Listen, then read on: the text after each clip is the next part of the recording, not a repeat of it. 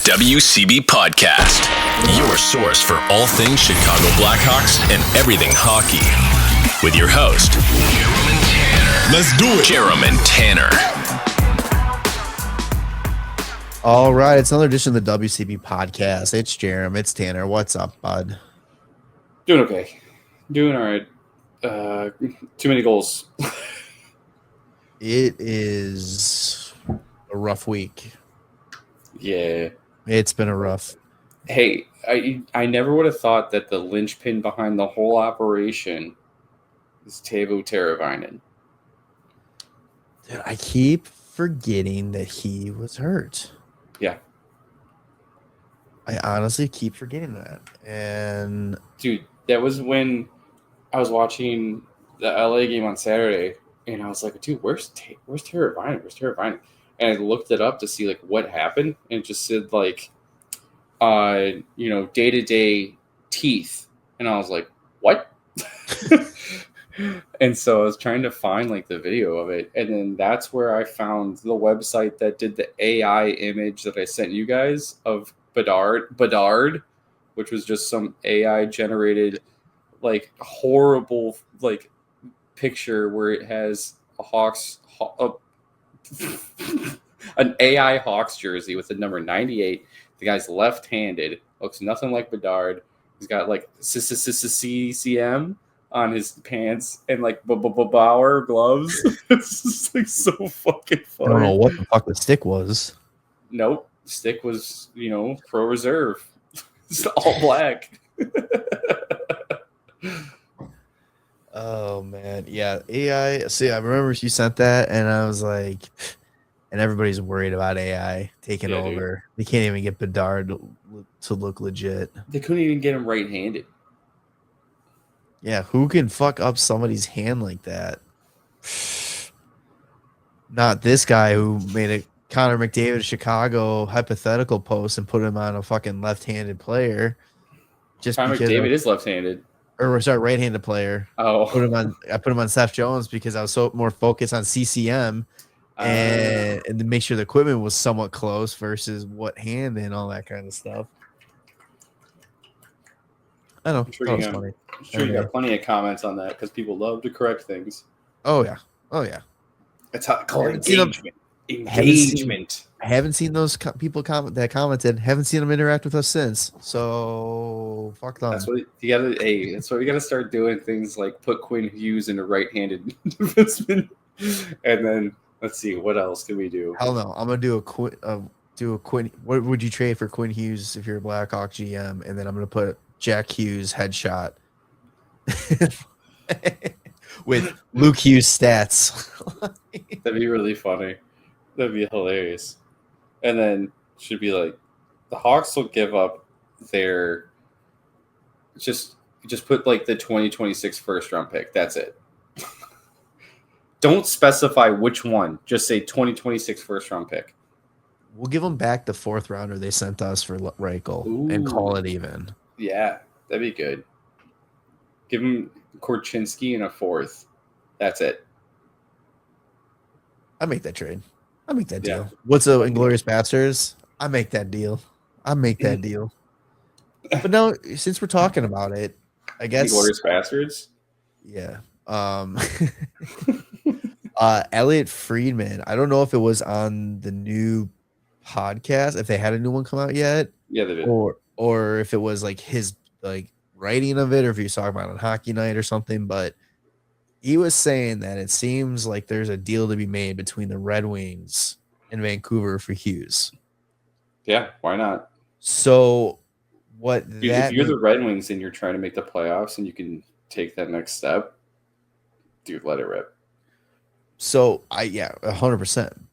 But that also made me think, like, if we're gonna try to milk this Quinn Hughes to Blackhawk trade even longer, we should probably come up with some mock trades now. Oh, because by the time we we have that conversation, it could be too late. Yeah, I just Vancouver is falling in the standings hard.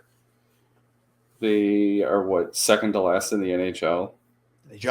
Dude, can you imagine being second to last in the NHL? It's brutal. What a bunch of losers. And like the thing is, they're not even trying to be second last in the NHL. They're trying for the hometown kid, right? Gavin's from Vancouver. Vancouver. Yeah.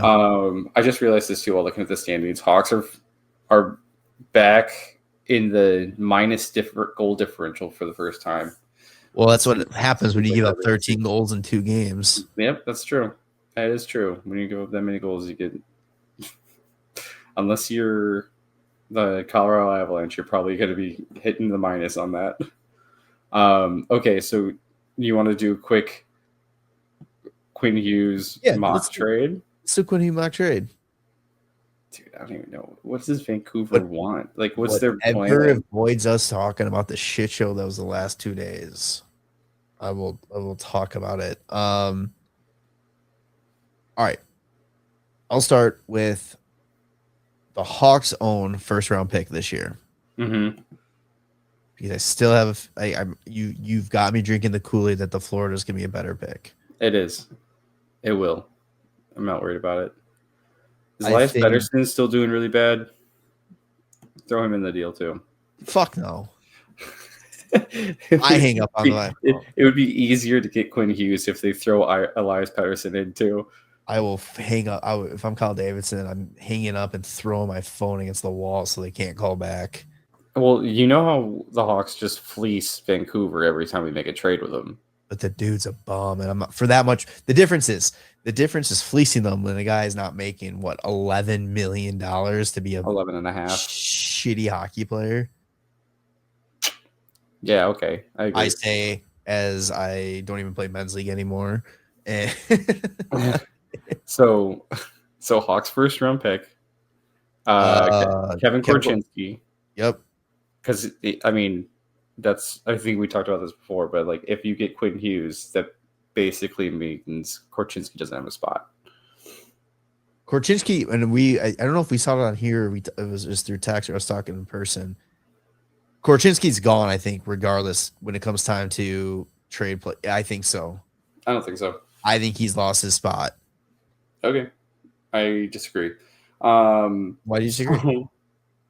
Because I think he's just a defenseman that just needs a little bit more time, and I think he's gonna be better than a lot of people think. I disagree, but okay. Well, you think about it right now too. Like Wyatt Kaiser's hitting his stride finally this year. He actually started the season really hot. I think he's kind of calmed down a bit with how well he was doing, but he was bouncing up and down between the NHL and the AHL for the last 2 seasons, and he's 23 years old. Like you wouldn't want to give Korchinski, who's like a high first round pick, like that kind of leeway at all. I'm not saying I want to keep him. I just think that his trade value that he can possess, and for what we have already that's kind of established himself, I just think Korchinski is the odd man out, and he's the easy piece to move. I think he gets the Hawks the most bang for his buck, because otherwise, what are you going to do? You're going to move Leshinov? You're going to move Rinzel? What are you moving them for? I'm just saying though, like the three. If they do, I'm just saying, like you're gonna probably have to give up at least one of those 3 if you're looking to make a big time move, i.e., Quinn Hughes or something like that. Probably not. I mean, the Hawks have actually a lot of forward depth in the a lot of forward prospects that they can move. Which one of those forward prospects do you toss it in here? Well, I'm just saying, outside of Anton Frondell and keeping him because he's a top pick, you have Sasha Boisvert, Merrick Vanacker, you got Mason West, Václav Nestrasil. Those guys are all first round picks too. Yeah, just later first round picks. You can even do Oliver Moore if you wanted to. For some reason, and I'm not saying I want this, for some reason I got the vibe that Oliver Moore gets moved in a trade if it comes down to it. I don't know. I hope I'm honest. I love Oliver Moore. Yeah, I was gonna say even Nick Lardis has some pretty good value too. The kid can score. He's a point per game player in the AHL right now. This is the problem with the Hawks bias, because it's I love all of our prospects. The think these guys are great. I think the world of them. What we overvalue them. So it's kind of hard to be like, well, this guy can go, this guy should go, kind of thing. It's like I just feel with my luck, the way I end up liking players, those are the ones that get dealt. Yeah. And it sucks too, because it's like I want all of these guys to succeed and do really well, but it's like I want them to only do that here. Like I don't want them to get traded and then be like, fuck, man, like that's the guy we had. Like when you see like Philip Deneau like getting, high praise for being such a good two-way center in LA, and basically was like being known as like the guy that can cover Connor McDavid. And it's like, oh yeah, that was a guy that we drafted and never fucking like developed because we decided to get Dale Weiss and Thomas Fleischman. The stand plan, baby. See, that was stupid, but it's that kind of shit. It's that kind of shit. Yeah, it's that kind of shit where we've given up too early on first round picks, and then they go and flourish, and you're just like, that's a guy we could have had. Like, how many times in the past? All right, back after some technical difficulties. What I was also saying was how many times in the past, like during the years where we were kind of like trying to be good, but also kind of still shitty, did we look around the league and just go like, man, look at the team that we could have had with guys that were former Hawks players that were traded away. That were like, we were like, oh, if we would have just kept that guy, this guy, that, and like we could have, our team could be way better had we not had a fucking idiot making decisions. Like not only just traded away, but like just given away in free agency, right? Like, yeah, you technically could make the argument that our team could still be really good had we kept Strome, DeBrincat, Kane, Hagel. Like, it's tough, but that's why I don't like want to see like a lot of these guys get traded. That's like the damned if you do, damned if you don't situation, though, because it's like you come in when Kyle Davidson had the really tough decision there. Do you status quo with what you got and try to fix it within and with the minimal space you have, or do you blow it up and get as many prospects and picks and all that? Like that was like, I don't think it was a tough decision. I think that it was a tough action because, you come in as the new GM and you just blow it up. I think it was the right decision. 100%. But like, you can imagine going into a franchise that became so beloved by the city from like their huge wins and Stanley Cup parades, and then like you have to basically blow it up for the good of the franchise. And you're telling everybody we're not going to bring back Jonathan Toews. We're going to trade Patrick Kane. We already traded DeBrincat and Doc, who were already like the guys of the future. And it's kind of like, all right, everybody's going to fucking hate me.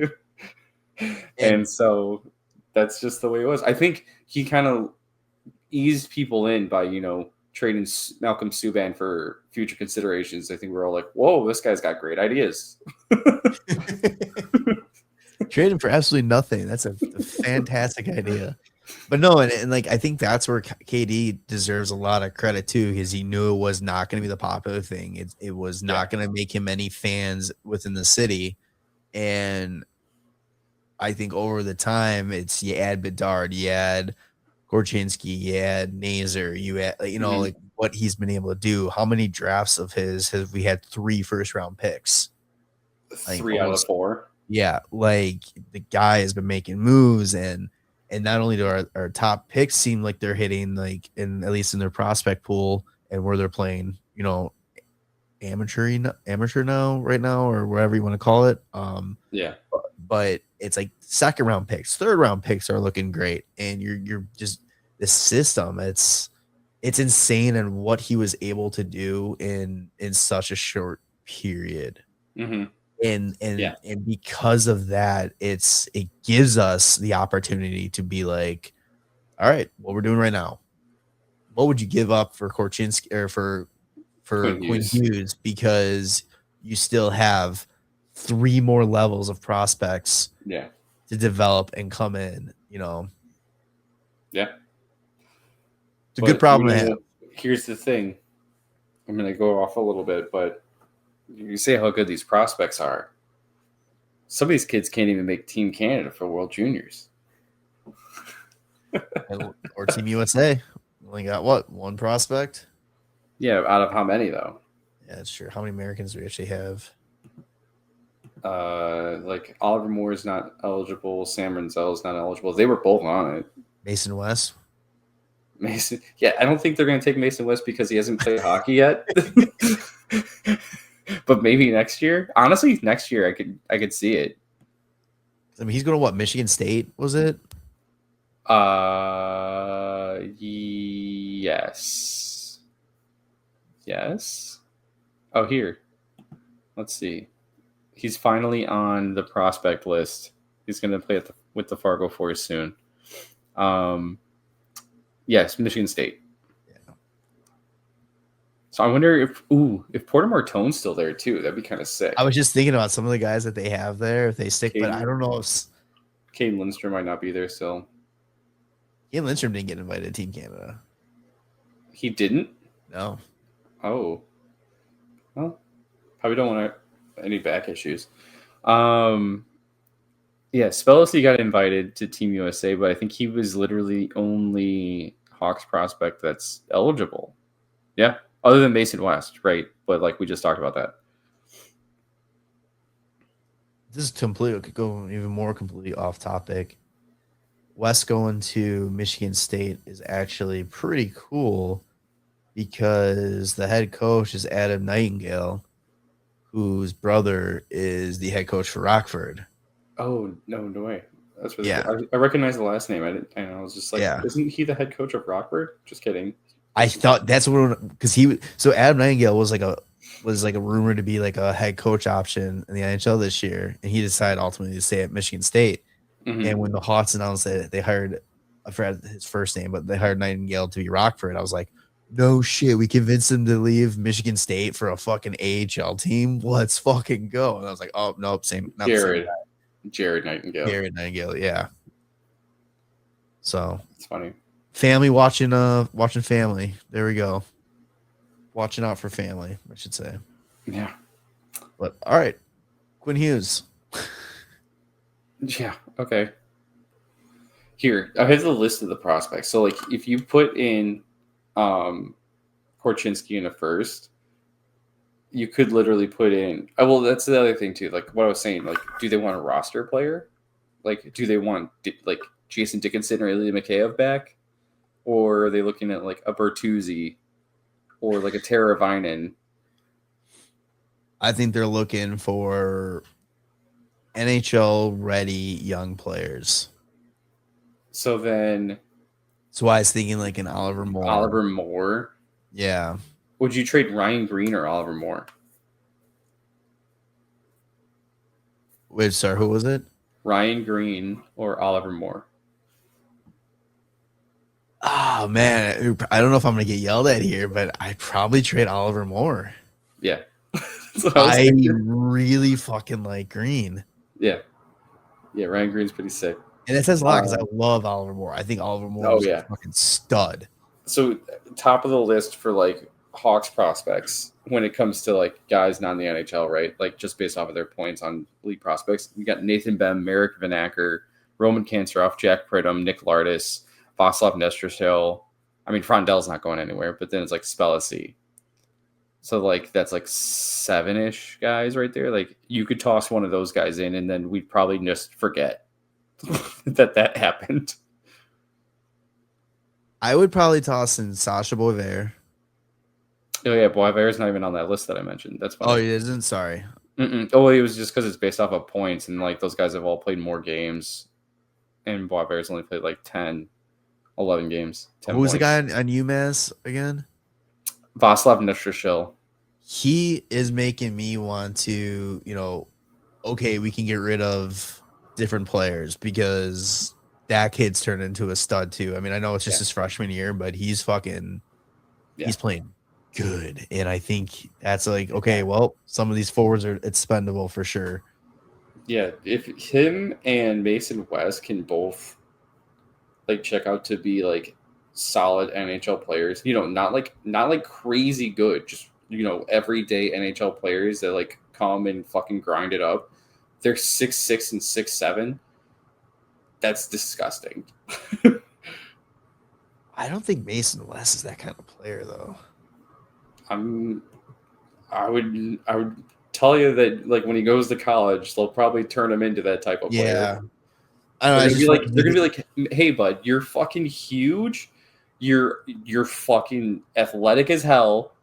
Like you don't need to try and stick handle on people as much as just drive through them, and then he'll be completely fine. I think it's just the stereotypical like QB like mindset. Like you don't see you see them be more like the finesse guy out there, but he probably is. Yeah, I didn't realize he was that big. Holy shit! Yeah, dude, he's 6'6", 220 at 18. That's a good old Minnesota boy right there. Yeah, dude, and Nestrashil is like the same. He's also 6'6". He's only 190 though. So Mason West has 30 extra pounds on Nestrashil, which is crazy. And it's got to be, and it's just pure muscle because you see like because he doesn't look that big. No, and it's funny because like under Nestrashil's like elite prospects profile, they have him known as a heavy hitter, strong physical play with good timing on his hits, as well as a playmaker. And it's like if he's a heavy hitter, throw 30 extra pounds on him, and probably I would assume Mason West might be faster because of him being a two-sport athlete. And like, yeah, this just says he's a powerful skater. It's just like, yeah, dude, fucking, if he starts throwing the body, have the two of them on one line, that'd be scary. Dude, can we like EA sim like 2 seasons so we can just see all this like play out? You get those two guys with fucking Louis Crevier and Alex Vlasic, and you can put anyone as like this tiny. You can put a little guy like at center, and then they'll just skate around, do whatever, and you just got like all these giants around you. It'd be hilarious. Oh, anyway. I wouldn't toss one of those guys in, but if you wanted to, Quinn Hughes. This is the whole first 20 minutes of the episode is just like back to this Quinn Hughes trade that we're coming up. First round pick, Korchinski, Oliver Moore. Because you got to probably maybe throw in a prospect. Would you throw in next year's first too? Yeah, sure. Why not? Because if you're going to get Quinn Hughes, you're not sitting at the bottom. I mean, Vancouver, it's weird, but if you're getting Quinn Hughes, assuming you're not sitting at the bottom of the standings, but Vancouver has Quinn Hughes, and they're near the bottom of the standings. They've had injury issues though too. I think you'd have to protect that pick this year, though. Yeah, you can do that. That's easy. Yeah, because I was thinking, like, you can do protection on next year's pick too. I'd say fuck that. Like, I don't think you have Quinn Hughes. I think it's a different thing. Yeah, but you can do like Toronto did and be like, it's top 5 protected, and it's like, oh, but we're Toronto. Like nothing's gonna happen that's bad. Meanwhile, they're 30th in the league or some shit. I think they're doing better now. They got 30 points. That puts them at 23rd. They're tied with us and Florida. Damn it. Yeah, Florida won like 2 games and they're out of the bottom. Yeah, so. But anything else you'd want to put in there? No, that's it. They take it or leave it. If they want to leave it, that's fine. They're just going to lose Quinn Hughes for much less probably. All right, let's move on to a little quick recap. So the Pots played 4 games this past week. They finished 1-2-1. I think we're only going to cover 2 games here because they didn't play the weekend. First off, they played Vancouver. Jesus, I got Vancouver in my fucking brain right now. Vegas. Vegas started with a V. Same thing. Tomato. This was a game that I don't know, man. I was like, I got a really bad feeling about this with Carter Hart making his return in the NHL. I always feel like that's always a recipe for like, oh, the Hawks are about to look stupid. Oh, like when it's like some sort of like big night for someone. Yeah. Yeah, I always get that like feeling of like they talk about it too much. It's every single time it's like stuff like that, or it's like, oh, this team's coming into this game 0-30 on the power play, and it's like, oh, cool, so they're gonna score a power play goal, and then they fucking do. They're going to score 12 power play goals in one Yeah. game and just I wish you'd shut up. It's like, yeah. And this one, Hart's first game since December 24 or some shit. I don't care, dude. I don't fucking care. so real quick, the Hawks, I mean, basically the Hawks dropped this one 4-3 in a shootout. And, you know, a couple like things I took away from this one and I wrote down is just, dude, straight up bad luck for Spencer Knight. You had 2 goals go off of defenders. I mean, within 15 seconds of the game starting, 27 seconds, the game started. Puck goes off of Kaiser's skate into the net. Luckily, the Hawks were able to get that one back pretty quickly to cover it. Yeah, Oliver with a 6-9. Absolute piss missile rocket, which is going to really add his value for a Quinn Hughes trade. But yes. But they were able to tie that one up quick. Then you go to the second period, and you know some rink rust for Carter Hart, and he goes to play a puck and just shoots it into Bertuzzi, and it just bounces into the net. It's just Bertuzzi again, right place, right time. Dude, I want to know how many goals of Bertuzzi's 14 have actually been earned in terms of like a shot. Like a shot, like not just standing there. I tell you what, we're just talking about Vancouver. There's the one goal I remember against Vancouver, which was like his hat trick goal, where he actually shot it over the goalie, who was like completely sprawled out after a rebound. I was like, hey, there it is. He actually shoots it. Yeah. So, and then you got them tying it up. Vancouver, or Jesus Christ, I keep saying goddamn Vancouver. Vegas ties it up. I think this was the one that went off of Grizzlick. Oh, if I'm remembering correctly. Yeah, because I thought, because we were watching the highlights, because I passed out at this point, and I just saw Spencer Knight play the puck, and I was like, are they really matching each other on like bonehead plays, Carter Hart and Spencer Knight? But no, this one just bounced off of Grizzlick. And then Bedsy just puts on a goddamn show again, define like what it means to take a wrist shot. Like I still don't understand like how he gets so much power for such like an awkward like release. Yeah. He's like pulling it into his own feet, and then he's shooting it back the way he came. And it's still just like top corner perfectly. In and out. Just zipping it. It's crazy. Yeah, absolutely filthy. And then unfortunately, they tie it up with about 2 minutes left in the game. Hawks just dominated overtime in this one. They had 6 shots compared to the Vegas's 2. And then it goes to a shootout. And the only Hawks goal was Connor Bedard. Absolute fucking filth. Reverse or the fake dock suit, I saw somebody call it. Like he starts going for the whole, you know, the toe drag, pull it back, but instead of completely pulling it back, he just goes in 5-hole on Carter Hart. Yeah, he just stuffs it. It's crazy. Just absolutely amazing. But Vegas gets better of Spencer Knight in the shootout, so they win this one 4-3.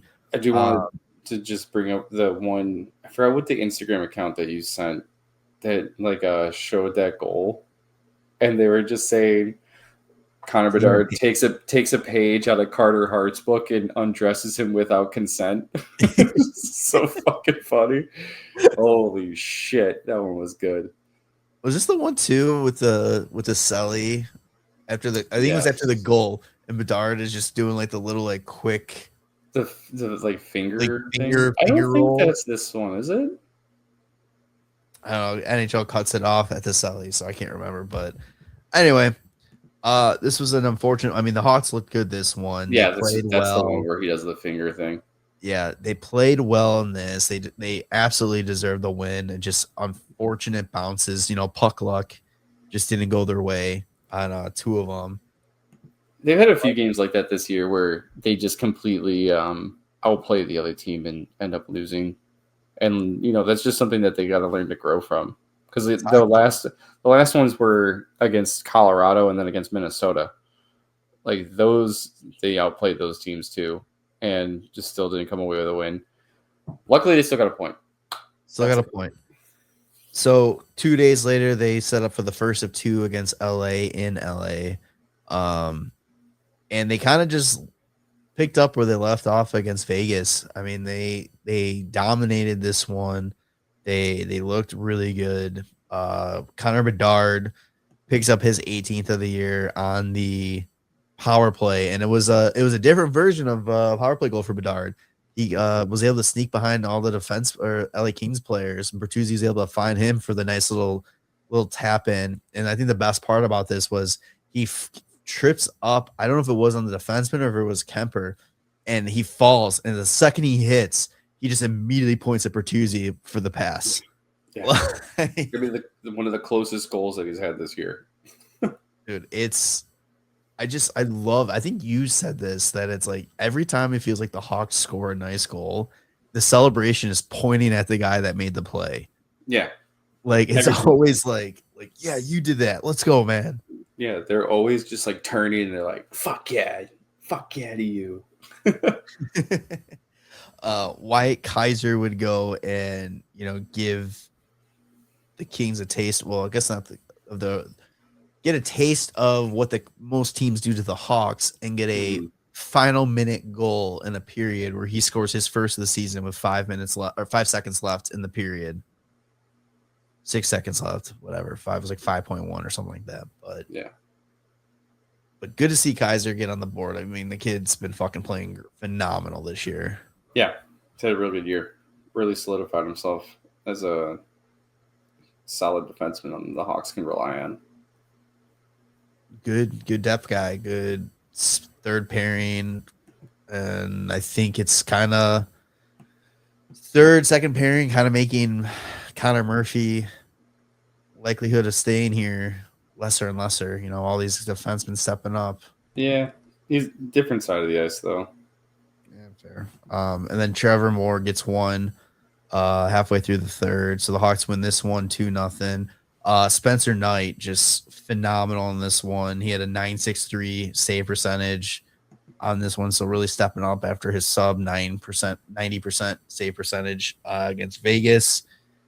And that's about where I would wish this road trip ended. Yeah, pretty much. They spent too much time in California, obviously.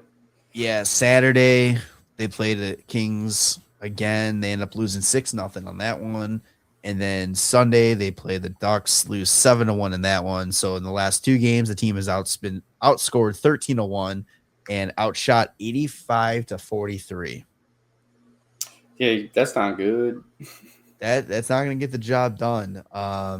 And Poach shared this, I believe it was Poach in our group chat about Blashill's comment. When you get your butt kicked on the scoreboard 2 nights in a row like that, and tonight was just a total whooping, your confidence slips. But this is a big boy league, man. You're gonna have to you've got to have mental toughness, and you've got to find a way to get back at it. And I think that's one of those statements. It's easier said than done. I really feel, especially with a young team. But I like Blashill's approach to it. Mm-hmm. Yeah. Like it was dog shit, but you gotta fucking not dwell on it.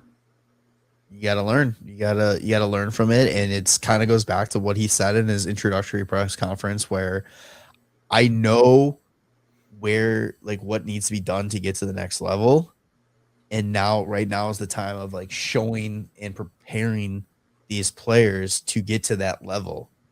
And I feel like this is exactly what this is doing. And I had a feeling this was coming, this kind of span. I wish it wasn't back-to-back games, but I had a feeling there was going to be a span of really bad games coming up. Yeah, I'm honestly glad that it kind of happened back-to-back. So it's like, okay, Like it's more of like a wake up call when it's back to back. I think instead of maybe it happens Saturday and then it happens again a week later because then it starts to feel like it's a pattern of like we get lax okay back into it but now we lax and then it's like now we get back into it and then we lax but like now it's kind of like we didn't show up 2 nights in a row and we got our fucking asses kicked and maybe that kind of turns it on for some people too. Luckily Terravine is going to be back. Like I said, had no idea that he was such a huge linchpin to this whole operation that without him, they can only score 1 goal and they give up 13. It's fucking hilarious. Oh yeah, we didn't even say that Thursday's game was one Thursday. Yeah, Thursday's game was took a puck to the face. Yeah, he was like diving forward to like block a shot or like kick it out or something and like went off of his stick and him in the teeth. I didn't even realize that it was happened. Like end of the game. End of the game. I didn't realize that happened. And then on Sunday when I was watching like the pregame show, and they have him like showing him he's on a cage. He's practicing doing warm ups in a cage. He's got just a fucking bloody nose, like blood coming from his nose, kind of thing. And I'm like, is this like should he be playing right now? Like, leaking out of his face. Jesus. So I mean, yeah, it's like it's hard to get upset. Yeah, it's easy to get upset, and it's also hard at the same time to like justifiably be upset at the outcome of the last 2 games. Mm-hmm. It's like, yeah, it sucks. You don't want to see your team get blown out, no matter what type of season you're having, whether it's a rebuild, playoff contender, or you're just in the middle of the pack. But it doesn't change. Like it's gonna happen. It's gonna happen. And yeah, I think it happens to every team. And would you consider it like time to panic? No. The only thing that I would maybe be like, let's take a look at this is backup option. Mm-hmm. Spencer Knight, yeah, okay, that was a bad game against LA, Well, it was bad on the score sheet, but like actually watching the game, like, dude, some of the goals they scored, like the shots were just perfectly placed. The team just gave them so many opportunities to take those fucking shots too. And you're just kind of like, ugh, I feel bad for him. Like the 2 Brant Clark goals, I was like, God damn, what a fucking snipe that kid had. Yeah. But so what I'm trying to say though, it's like, okay, it happened. That's a one time thing. That's the first time that's happened to him this season where he's just 6+ goals. Yeah. My concern is now that's 3 really bad games for Soderblom in a row. Mm-hmm. I mean, I don't know if you want to consider Nashville a bad game from him, but before that was Buffalo. Yeah, because we were like, I don't remember Nashville playing that well. Like we should have won that game. But yeah, Buffalo, Nashville, fucking this last one. Yeah. His last 3 games, a 710 save percentage, 862 save percentage, 868 save percentage. Thank God he faced 53 shots last night. Otherwise, that could be a whole fucking lot worse. Yeah, dude. That's also brutal. That's terrible. I remember I watched the first period of that game and I was just like, this is going to be ugly. Like it just seemed like the Hawks were skating in quicksand. They could not get anything going. Yeah, I forgot it was also because it was the second night of a back-to-back. That's probably yeah. Who knows? Maybe somebody's pulling the fucking fire alarm all night in their hotel while they're there. I hate that back-to-back excuse. I get it. Like this is your job is to play hockey. Yeah. And I understand that it takes a lot out to play, but it's like, come on. Like, sounds like you don't understand. No, I do. Like, I just don't like I just feel like that's a safety net. Yeah. That really shouldn't be as secure. Okay. Like I don't know. It's also kind of more of a proven thing that like the team that's playing the second night of a back-to-back tends to play a bit slower and sluggish because of how exhausting the games are. Oh, I still stand by it. I don't think it's. I know it's I think legitimate, but I just yeah. I don't Well, like the whole. see, Like, oh, what's a back to? I just don't like everybody saying, "Oh, it's a back to back." Just write it off, kind well, of I thing. It's think a the back to other back. Oh, don't worry about it. I think the other thing too is like being on the road for a back-to-back is like, you know, not sleeping in your own bed kind of shit is annoying. How far is LA from Anaheim? They're like right next to each other.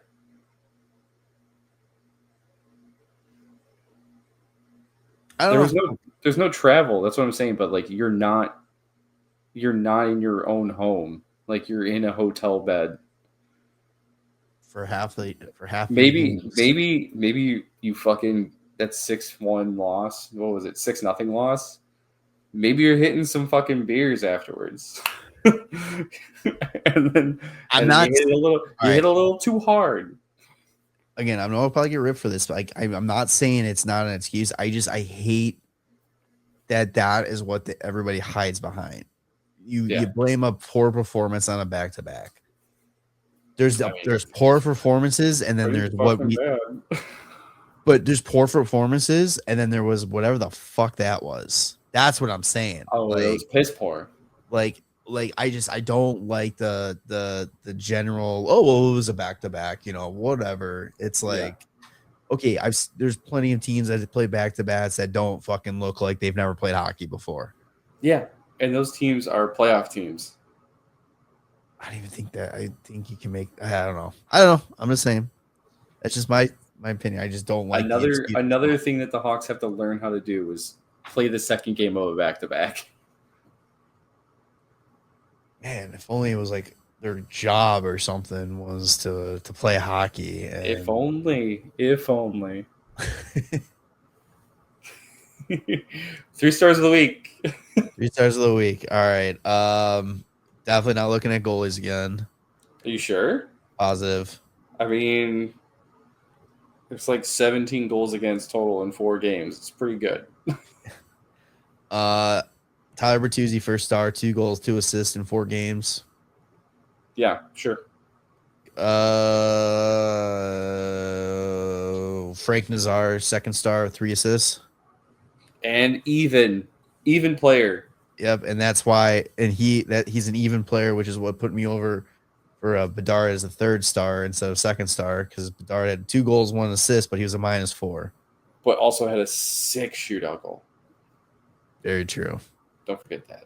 I still like giving Nazar the second. I feel like he's starting to his own again. I feel like. Yeah, I wonder if he feels like he's a little snake bitten because he hasn't gotten a goal in a little bit, but he's still bringing it. Yeah, I don't know if have you noticed that like I think teams are trying to like slow him down a lot. Like whenever he gets a chance to like, you know, use his speed, it's like he gets like fucking tripped up, like held up. I'm just like, damn, dude, he's not getting any chance to like break away from people right now. Yeah, because he's fast as fuck, boy. Yeah, he's fast as fuck, boy. So they got to stop him. They got to find out how to stop him. No, yeah, I get it. Yeah, I 100% see that. And I wonder what do you think it's got to give for him? Because I feel like, I know he's still young. Goal. This is only his second like season and the first like full season really as of now. Yes. But he just played his 83rd game. Yeah. So it's like you look at him, he's got, and again, he's young. I understand it's only his second season in the NHL. Mm-hmm. But he has these tendencies of getting through these snake bitten streaks. We saw it last year, and he was able to like kind of snap it towards the end of the season, and it really carried over for him into the World Championship in the summer. And now we're seeing it again. Like he started off hot, and now he got snake bit again. It's like, I wonder what he is. It just the one goal? Is it something like just what he's like, what can he do, or like, to really like get this going back in his favor? Because like you said, he started fucking hot this season. I think it's just the next time he scores a goal, and it's just gonna be like right back into it. Yeah, That's all I think it I is. just hope he's not like a streaky player. Well, no, it's one of those things where like you even I guess it could be like a sophomore slump. Like he's still he's still learning how to play in the NHL as an everyday player because he only played half a season last year, which is kind of like a rookie season, but like not a full 82. But you look at Connor Bedard, he had a shortened season for his first year. Everybody thinks that his second year is a little bit disappointing because it's more common than not. It's a sophomore slump because you're learning how to manage your schedule, how to play all 82, how to be competitive in all 82. So I don't really have any kind of concern with Nazer because I think next year, like this year's great already, but I think next year you'll see the consistency be there more often. Yeah. And I think it's going to be helpful because Bedard's going through it this year. So, and you see the steps that he's taken, and it's just going to be like, oh, like this is what I like. They'll just talk and be like, this is what helped me this year. Right. This is what's helping me. Like, that's the best thing about having all these guys be so young and figuring it out together is like they're all going to share ideas on like what works well for them. They're not like stuck in some sort of routine where they're like, I've been doing this my whole career, I'm not fucking changing it. Like it's like I don't know. That's good shit. Yeah, for sure. Quick notes before you hit. Do you want to do a farm report? We kind of did it already. Yeah, I don't really want to do it. Okay, that's fine. So, last things I had for Hawks talk here, Sam Renzel and Landon Slaggert got reassigned down to Rockford. They're joining the farm report. Sam Renzel, I think, was the right move. I think the kid was just losing it a little bit up here. Feeling the pressure, I think, right? Because all the people probably expecting him, and even his own expectations, like reading how he's a dark horse Calder like trophy winner. Your pick, preseason pick. Yeah, I think that maybe some of that is a lot of pressure to after only 9 games to like keep that up. So I think this will be a nice little reset for him, and then I think it'll be nice for Rockford too because now you get Sam Renzel to play with like Korchinski and Del Mastro and Nolan Allen. And just like have a good time. I'm sure he'll be up real quick, kind of like Landon Slaggert was. Came back and scored a goal like right away, except for Slaggert's back down. Yeah, I think he just needs that reset. I think you put him. Does he play? I don't pay attention to the sides. Is he the same size as Korchinski? No, he's right. Korchinski's left. Maybe put them together, get some reps together down there, put him on top, get him top minutes out there, let him, see Lardis' line out there. Yeah, I think it's going to be get that confidence going. I know I said it. I was a little surprised that they didn't give Korchinski a shot. Do you agree with that at all, or do you think that's the right move just to kind of keep him down there for now? I think it's probably because maybe Foligno's close to coming back, as well as, since Brossoit's activated, it's kind of like keeping the roster spot open for when try and bring him up. I would love to see Brossoit play a fucking game too and see how he does in comparison to Soderblom. Also, just to see what he looks like in a Blackhawks sweater before he goes somewhere else, apparently. Because it's like, oh, dude, I got really excited when they made that signing a fucking year and a half ago. Well, he made his Rockford debut a few days ago. Mm-hmm. End up with the loss in that one. 971 save percentage. Stopped 27 of 31. 971 save percentage? Sorry, 871. I flipped it. No. All right. Okay. Dyslexic. I was looking at Drew Comess was right above him. I saw the 9 and then 7-1. But 871, 27 of 31 shots. So I mean, not too bad for your first time in year and a half, 2 years almost. Yeah. Yeah, honestly, like not playing any professional like hockey at all. Dude, Drew Comesso, man, 911 save percentage, Never forget. 269 goals against average, Yeah. almost 900 minutes of play. Yeah, he's good. He's good. All right. Any NHL talk? Is there? I think Just it's just Quinn Hughes watch, right? Quinn Hughes watch. Then will they not with the Olympics? Oh, the Olympics. Yep, that's right. That's really the only thing I think right now that's kind of on everybody's mind. It's just still like, oh, is Canada going to take Celebrini or Bedard? It's like, take fucking both if you're smart. I completely forgot that Canada had Travis Konechny on the team last year. You're going to tell me you're going to take Travis Konechny over either one of those guys? Plus, I saw somebody say that Wilson took his spot this year. Right. So here's the other thing. Like, they're like, oh, you got to have Tom Wilson. You got to have Tom Wilson in case the Kachucks are there. There's no fighting. Yeah. There's no fighting in the Olympics. Like, what are you gonna do? You're just gonna try and like hit each other super hard? Is that like, because like you're gonna end up fighting and you're gonna get kicked out? What the fuck? It's just like, okay, don't. Tom Wilson's a 4-nation player. Connor Bedard and Celebrini are Olympic. Dude, it would absolutely be hilarious if they just don't take Bedsy or Celebrini and they're like, fine, we'll go start our own team. That's the thing. Like, I'm like, selfishly, I don't want them to take Bedard. Mm-hmm. I don't want, for Team USA's sake, I don't want Team Canada to have international Bedsy on there. Yeah. And for Blackhawks' sake, I want a fucking pissed off Connor Bedard. Yeah. Looking to prove a point why he should have been on Team Canada. That's what I want. But as a fan of hockey, yeah, and as a Bedard fan, fan of hockey, and wanting to see best on best for the first time in how many Olympics? Yeah, even if it's on a kiddie rink, it's fine.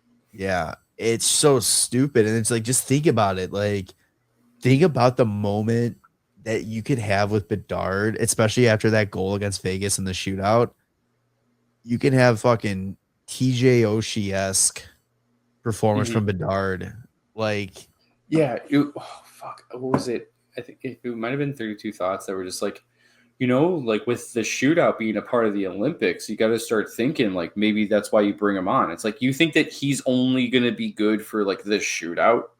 Like, no, that's because of the goal that he scored against Vegas. That's like, the cherry on top, is that he could do that in the shootout. Yeah, that's just. You can do way more than that. That's all I'm saying.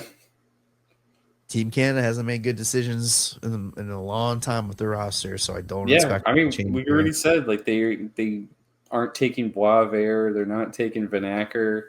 Vanacker's a fucking goal per game player, and it is insane to me that they were like, no, we're good.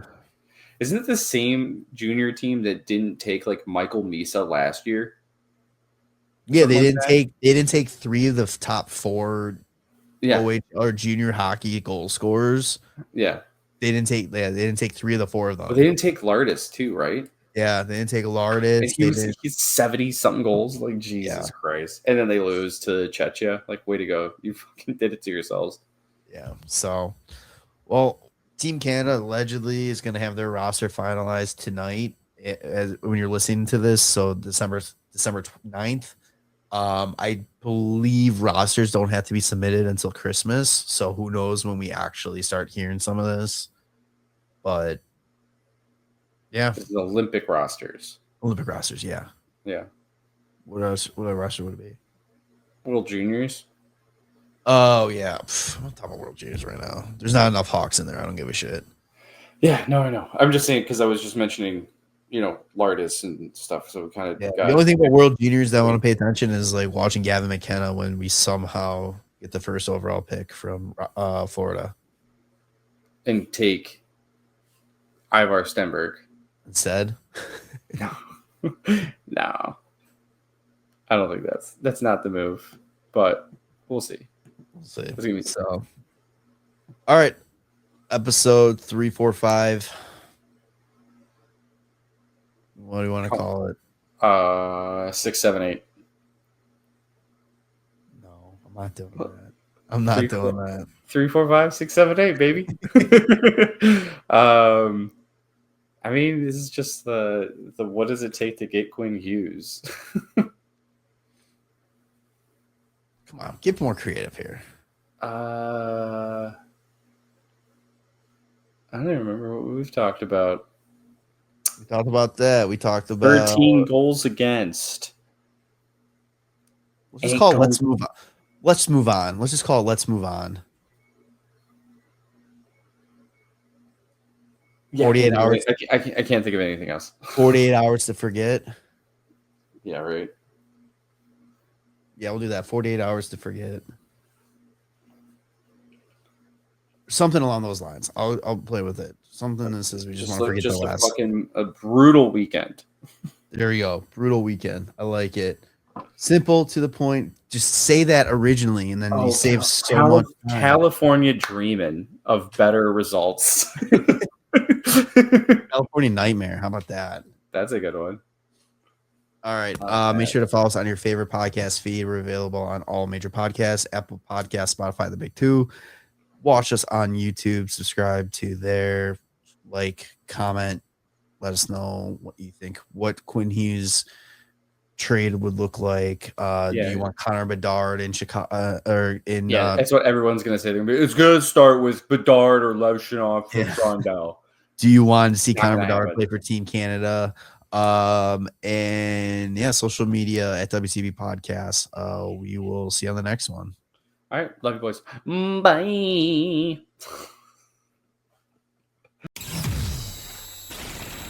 Thanks for listening to the WCB Podcast.